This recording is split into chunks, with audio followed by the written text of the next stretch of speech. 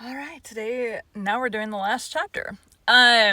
So funny thing. So this time last year, maybe a little bit later, it might have been like a month later, I did some books for a publisher and they booked me, they gave me so many books. I was booked until like next August. Which would be now. So they booked me almost a year out. And then I had other books that I filled in the gap. They were basically like, hey, get these books done between now and August. They were like, we don't care when you do them, which is nice. And they had pretty much all the books had been out for a really long time. So this year we're in August and I'm booked until October solid. I have 2 or 3 weeks open in October, which I just landed a book. I'm just waiting to get the word counts back so I can give her dates to when I'll have them done. And then I have a book that I'm doing in November and then another one in December, and then I'm free. And so I'm slightly freaking out because I prefer to know what's happening for the next several months, 6 months out possibly. And it's that is part of the job, but it seems to happen for me. I do a lot of royalty share, so I get paid based on how well the book sells. I get to do a whole lot of books that I love. I get to make sure that these authors are ending up with really well done audiobooks. I have a whole lot of fun with it. But I have been working on writing my own books. I need to chill out because if I don't have audiobooks, if I end up with a lull, which that's still 2-3 months out for a possible lull,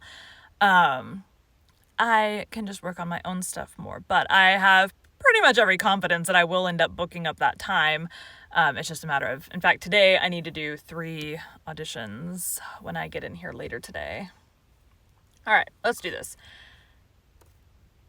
Today we will be concluding Little Women by Louisa May Alcott. 47. Harvest Time. For a year, Jo and her professor worked and waited, hoped and loved, met occasionally, and wrote such voluminous... How do you actually say that word? Voluminous?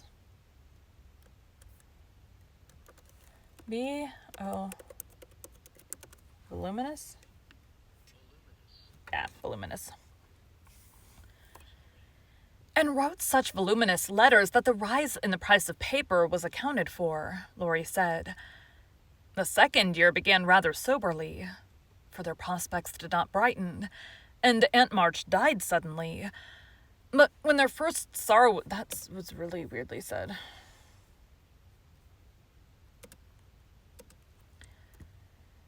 For their prospects did not brighten, and Aunt March died suddenly.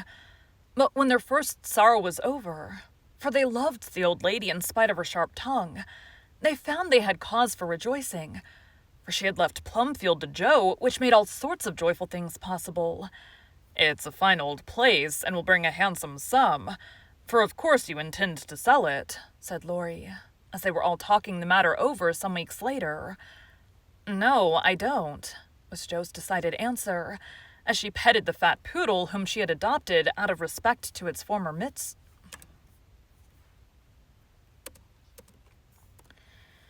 As she petted the fat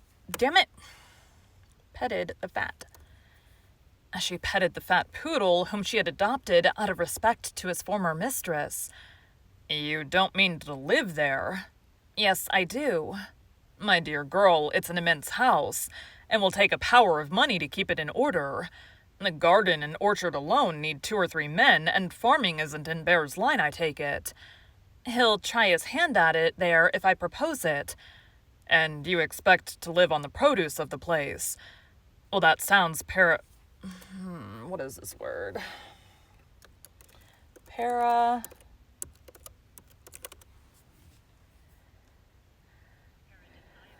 Paradisiacal.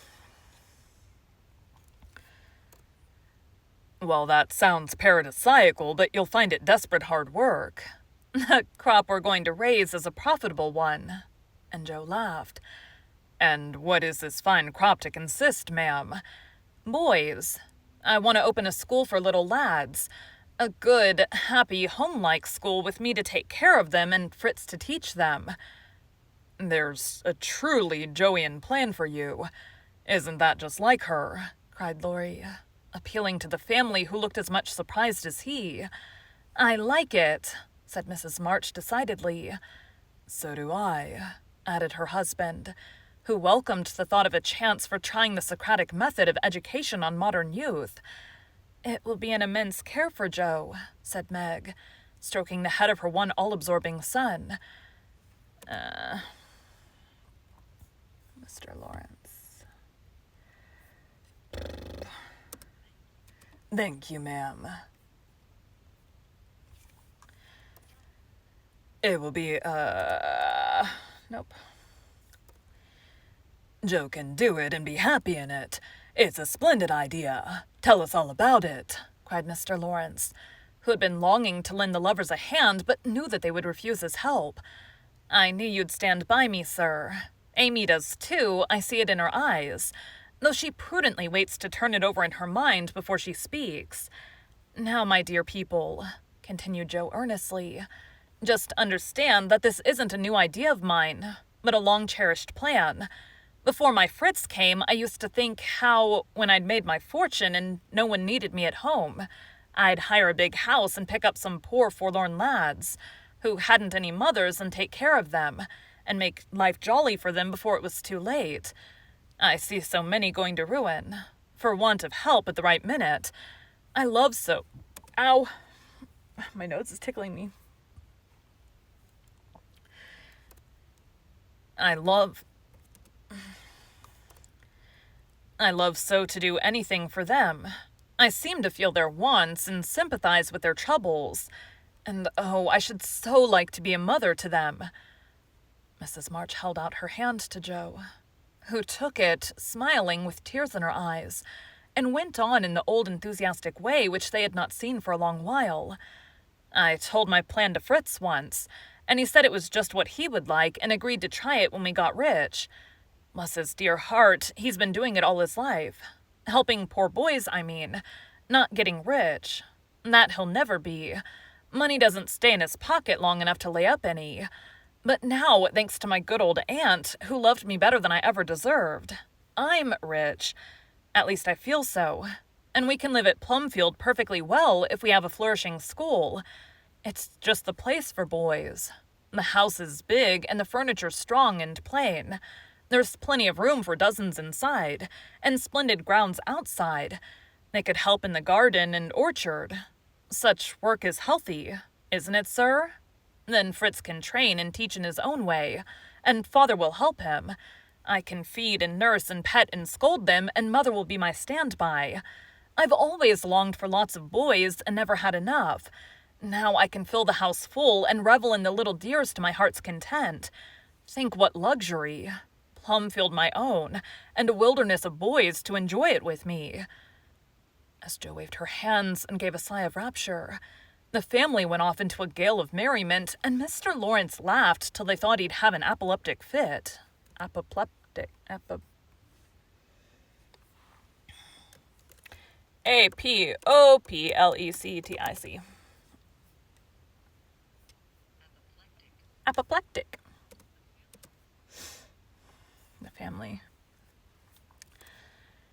The family went off in a gale of merriment, and Mr. Lawrence laughed till they thought he'd have an apoplectic fit. "I don't see anything funny," she said gravely, when she could be heard. "Nothing could be more natural or proper than for my professor to open a school, and for me to prefer to reside on my own estate."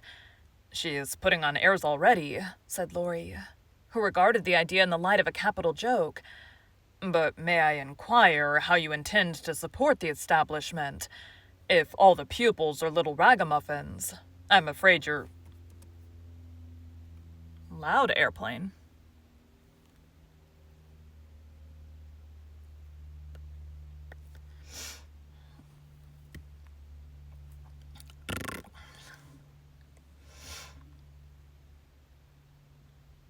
Wait for it to go away.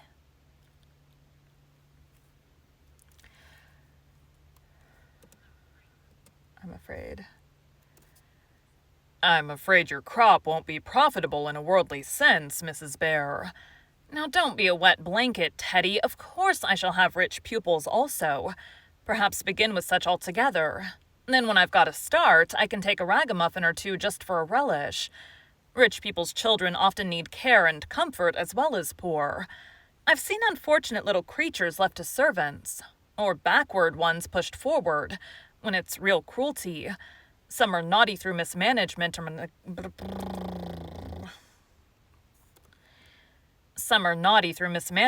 neglect, and some lose their mothers. Besides, the best have to get through the hobbledehoy. Is that an actual word?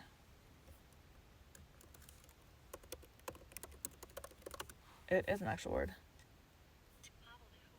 Hobbledehoy. Besides, the best have to get through the hobbledehoy age, and that's the very time they need most patience and kindness. People laugh at them and hustle them about, try to keep them out of sight, and expect them to turn all at once from pretty children into fine young men. They don't complain much, plucky little souls, but they feel it. I've been through something of it, and I know all about it. I've a special interest in such young bears, and like to show them that I see the warm, honest, well-meaning boys' hearts in spite of the clumsy arms and legs and the topsy-turvy heads. I've had experience, too, for haven't I brought up one boy to be a pride and honor to his family? I'll testify that you tried to do it, said Laurie with a grateful look, and I've succeeded beyond my hopes. For here you are, a steady, sensible businessman, doing heaps of good with your money, and laying up the blessings of the poor instead of dollars. But you are not merely a businessman. You love good and beautiful things, enjoy them yourself, and let others go halves, as you always did in the old times. I am proud of you, Teddy, for you get better every year, and everyone feels it, though you won't let them say so. Yes, and when I have my flock, I'll just point to you and say, "There's your model, my lads." Poor Laurie didn't know where to look. For man though he was, something of the old bashfulness came over him, as this burst of praise made all faces turn approvingly upon him. "I say, Joe, that's rather too much," he began, just in his old boyish way. "You've all done more for me than I can ever thank you for, except by doing my best not to disappoint you. You've rather cast me off lately, Joe, but I've had the best of help, nevertheless. So I've got on at all. You may thank these two for it. So if I've got on at all, you may thank these two for it." And he laid one hand gently on his grandfather's white head, the other on Amy's golden one, for the three were never far apart. "I do think that families are the most beautiful things in all the world," burst out Joe, who was in an unusually uplifted frame of mind just then.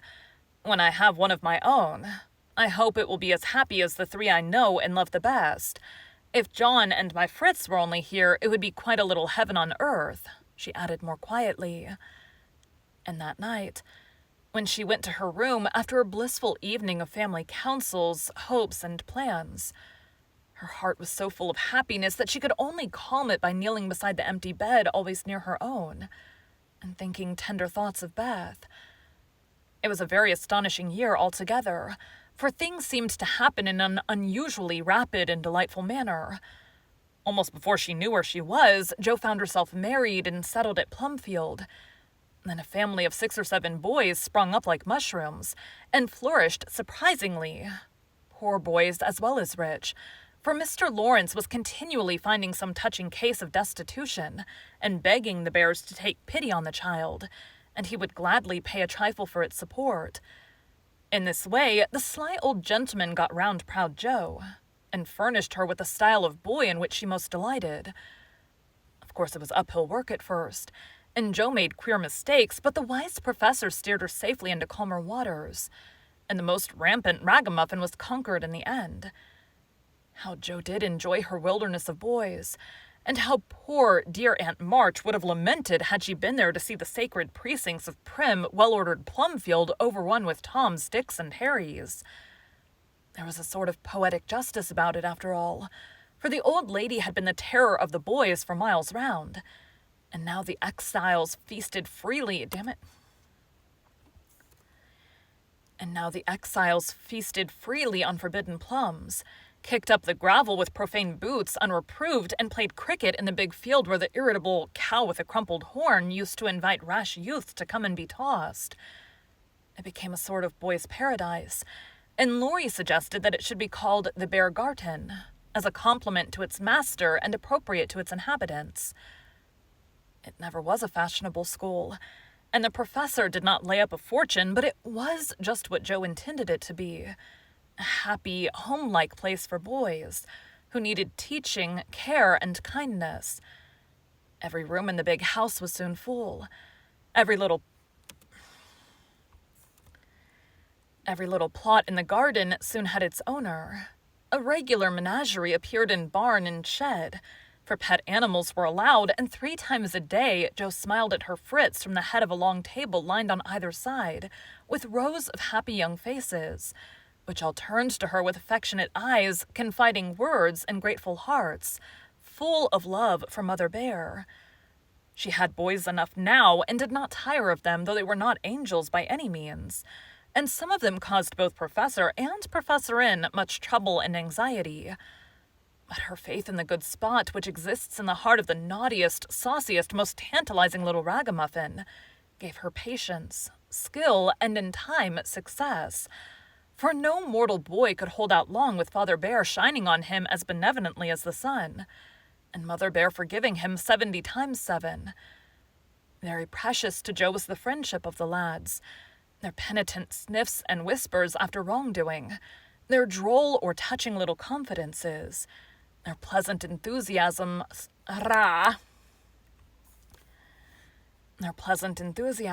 hopes, and plans, even their misfortunes, for they only endeared them to her all the more.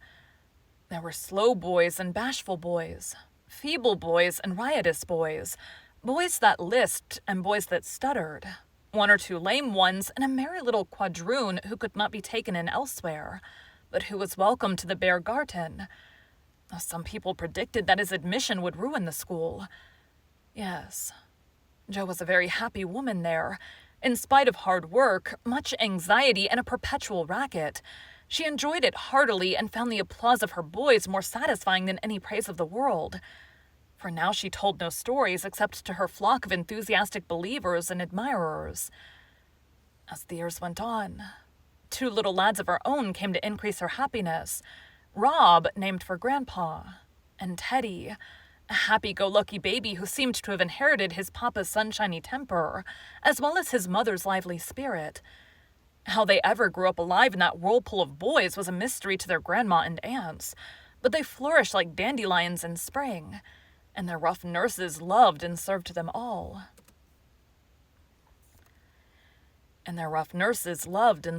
Well. There were a great many holidays at Plumfield, and one of the most delightful was the yearly apple picking.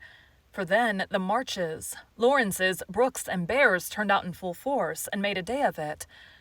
5 years after Joe's wedding, one of these fruitful festivals occurred, a mellow October day when the air was full of an exhilarating freshness which made the spirits rise, and the blood dance healthily in the veins. The old orchard wore its holiday attire. Goldenrod and asters fringed the mossy walls. Grasshoppers skipped briskly in the sere grass, and crickets chirped like fairy pipers at a feast. Squirrels were busy with their small harvesting. Birds twittered their adieu from the alders in the lane, and every tree stood ready to send down its shower of red or yellow apples at the first shake. Everybody was there. Everybody laughed and sang, climbed up and tumbled down. Everybody declared that there never had been such a perfect day or such a jolly set to enjoy it, and everyone gave themselves up to the simple pleasures of the hour as freely as if there were no such things as care or sorrow in the world. Mr. March strolled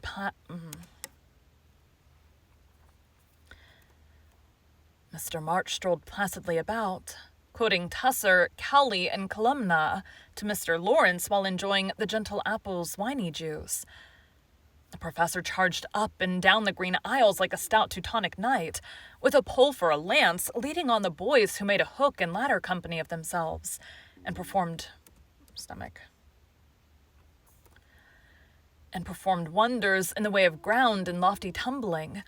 Laurie devoted himself to the little ones, rode his small daughter in a bushel basket, took Daisy up among the birds' nests, and kept adventurous Rob from breaking his neck. Mrs. March and Meg sat among the apple piles like a pair of pomenas, sorting the contributions that kept pouring in, while Amy, with a beautiful motherly expression in her face, sketched the various groups and watched over one pale lad, who sat adoring her with his little crutch beside him. Jo was in her element that day, and rushed about with her gown pinned up, her hat anywhere but on her head, and her baby tucked under her arm, ready for any lively adventure which might turn up. Little Teddy bore a charmed life, for nothing ever happened to him, and Jo never felt any anxiety when he was whisked up into a tree by one lad, galloped off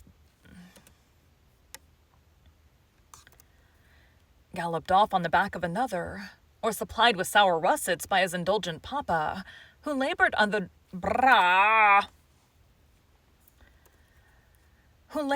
the Germanic delusion that babies could digest anything, from pickled cabbage to buttons, nails, and their own small shoes. She knew that little Ted would turn up again in time, safe and rosy, dirty and serene, and she always received him back with a hearty welcome, for Jo loved her babies tenderly. At 4 o'clock, a lull took place, and baskets remained empty while the apple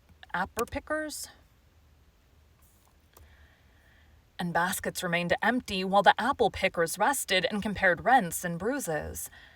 Then Jo and Meg, with a detachment of the bigger boys, set forth the supper on the grass, for an out-of-door tea was always the crowning joy of the day.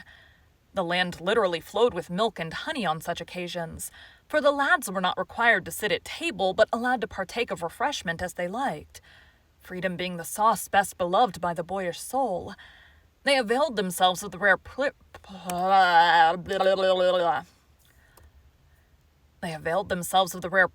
to the fullest extent, for some tried the pleasing experiment of drinking milk while standing on their heads. Others lent a charm to leapfrog by eating pie in the pauses of the game. Cookies were sown broadcast over the field, and apple turnovers roosted in the trees like a new style of bird. The little girls had a private tea party, and Ted roved among the edibles at his own sweet will. When no one could eat any more, the professor proposed the first regular toast, which was always drunk at such times. "And March, God bless her," a toast heartily given by the good man, who never forgot how much he owed her, and quietly drunk by the boys who had been taught to keep her memory green. "Now Grandma's 60th birthday. Long life to her with 3 times 3. That was given with a will, as you may well believe. Damn it! That was given with a will,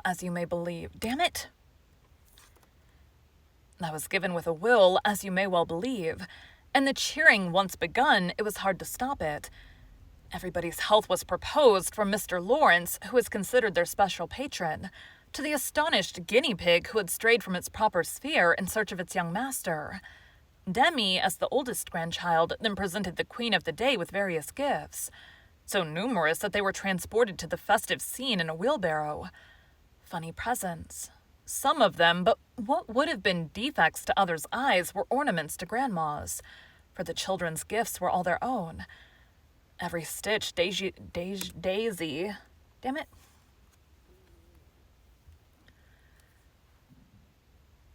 Excuse me.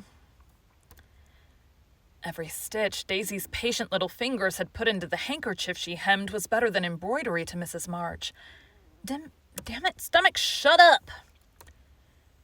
Demi's shoebox was a miracle of mechanical skill, though the cover wouldn't shut. Rob's footstool had a wiggle in its uneven legs that she declared was very soothing. And no page of the costly book Amy's child gave her was so fair as that on which appeared in tipsy capital letters the words, "To dear Grandma from her little Beth." During the ceremony, the boys had mysteriously disappeared, and when Mrs. March had tried to thank her children and broken down, while Teddy wiped her eyes on his pinafore, the professor suddenly began to sing. Then, from above him, voice after voice took up the words, and from tree to tree echoed the music of the unseen choir, as the boys sung with all their hearts. the little song Joe had written. Laurie set to music, and the professor trained his lads to give with the best effect. This was something altogether new, and it proved a grand success. For Mrs. March couldn't get over her surprise and insisted on shaking hands with every one of the featherless birds, from tall Franz and Emile to the little quadroon who had the sweetest voice of all. After this, the boys dispersed for a final lark, leaving Mrs. March and her daughters under the festival tree. Joe. I don't think I ever ought to call myself Unlucky Joe again when my greatest wish has been so beautifully gratified, said Mrs. Bear, taking Teddy's little fist out of the milk pitcher in which he was rapturously churning. And yet your life is very different from the one you pictured so long ago. Do you remember our castles in the air? Asked Amy, smiling as she watched Laurie and John playing cricket with the boys. Dear fellows, it does my heart good to see them forget business and frolic for a day, answered Joe, who now spoke in a maternal way of all mankind. Yes, I remember. But the life I wanted them seems But the life I wanted then seems selfish, lonely, and cold to me now. I haven't given up the hope that I may write a good book yet, but I can wait. And I'm sure it will be all the better for such experiences and illustrations as these. And Joe pointed from the lively lads in the distance to her father, leaning on the professor's arm as they walked to and fro in the sunshine, deep in one of the conversations which both enjoyed so much, and then to her mother sitting enthroned among her daughters, with their children in her lap and at her feet, as if all found help and happiness in the face which never could grow old to them. Meg. I was like, who's talking? My castle was the most nearly realized of all. I asked for splendid things, to be sure, but in my heart I knew I should be satisfied if I had a little home, and John and some dear children like these. I've got them all, thank God, and am the happiest woman in the world. And Meg laid her hand on her tall boy's head, with a face full of tender and devout content. My castle is very different from what I planned, but I would not alter it. Though, like Joe, I don't relinquish all my artistic hopes, or confine myself to helping others fulfill their dreams of beauty. I've begun to model a figure of baby, and Laurie says it is the best thing I've ever done. I think so myself, and mean to do it in marble so that whatever happens, I may at least keep the image of my little angel. As Amy spoke, a great tear dropped on the golden hair of the sleeping child in her arms. For her one well-beloved daughter was a frail little creature, and the dread of losing her was...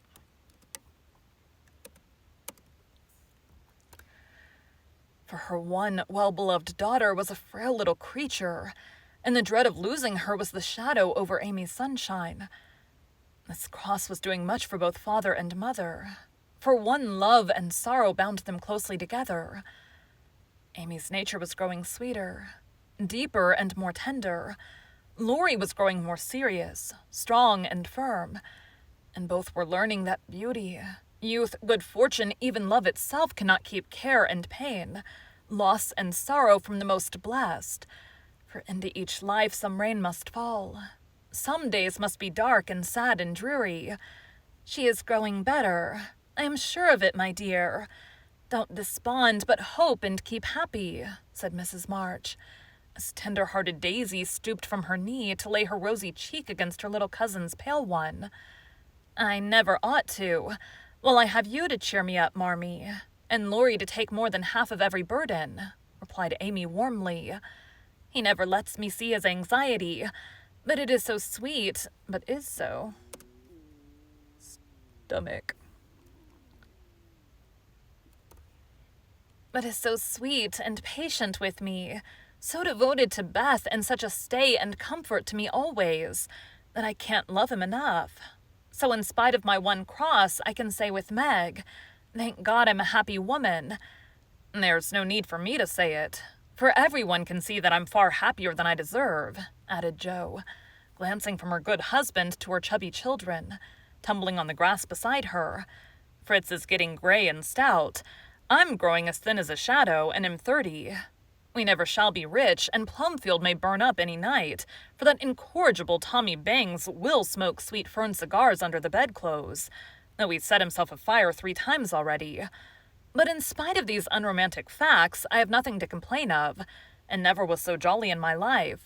Excuse the remark, but living among boys, I can't help using their expressions now and then. Yes, Joe, I think your harvest will be a good one, began Mrs. March, frightening away a big black cricket that was staring Teddy out of countenance. Nah. Not half so good as yours, Mother. Here it is, and we never can thank you enough for the patient sowing and reaping you have done, cried Joe, with a loving impetuosity which she never could outgrow. I hope there will be more wheat and fewer tares every year, said Amy softly. A large sheaf, but I know there's room in your heart for it, Marmee dear, added Meg's tender voice. Touched to the heart, Mrs. March could only stretch out her arms as if to gather children and grandchildren to herself, and say with face and voice full of motherly love, gratitude, and humility, Oh, my girls, however long you may live, I never can wish you a greater happiness than this. Thank you for joining Bite at a Time Books today, while we read a bite of one of your favorite classics. Again, my name is Bree Carlile, and I hope you come back tomorrow for the first bite of Little Men. All done. Woohoo! So on Monday, we will start the next book. Thanks, guys.